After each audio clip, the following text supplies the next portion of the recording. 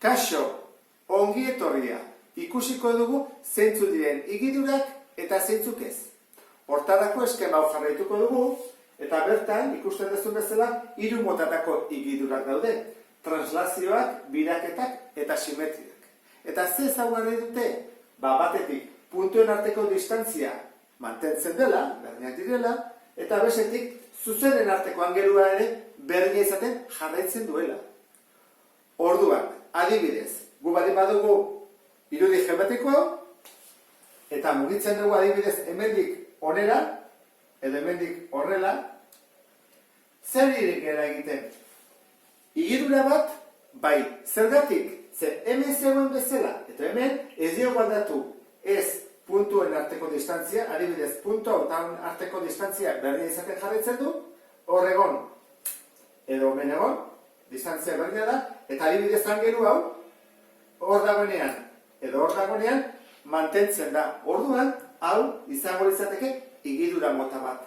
Translazioa izaten da, mugitzen denean adibidez horrela, edo horrela, esaten digu vektoreak nola mugitu behar den. Biraketa denean, zentzu honetan, adibidez, biratu egiten duenean. Eta simetria, baldin badugu horrela, jartzen dugu beste aldera, bi aldetara. Baina izaten du forma berdina, ezta? Ikusten duzu bezala. Orain, triangelu honekin egingo dugu. Egin daiteke translazio bat, adibidez horrela, edo horrela. Egin daiteke biraketa bat, adibidez horrela.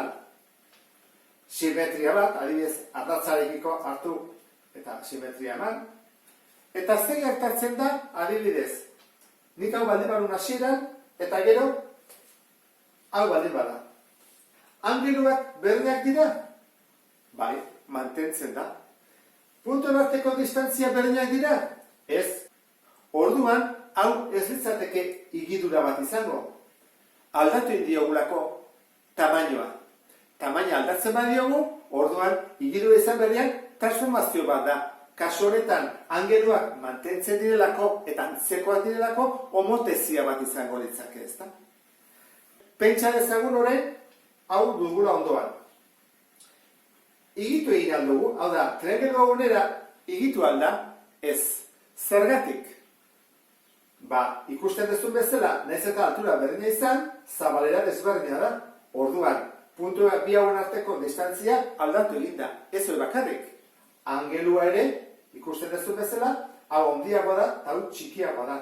Horrek esan nahi du, ez dela, ez igidura bat, baina ez homotezia ere, zehezi antzekoak. Laburtuaz, igidura baten ondorioz sortzen den irudia izango da forma eta tamaino berdinakoa. Orduan, horrela egiterakoan adibidez translazio batean edo biraketan edo ez dugu aldatzen ez forma eta ez tamainoa. Tamaino aldatzen badugu, orduan hemen gertatzen den bezala ez litzateke izango igidura bat, zer izango litzake homotezia bat. Orduan, guzti hori aztertuko dugu hemendik aurrean.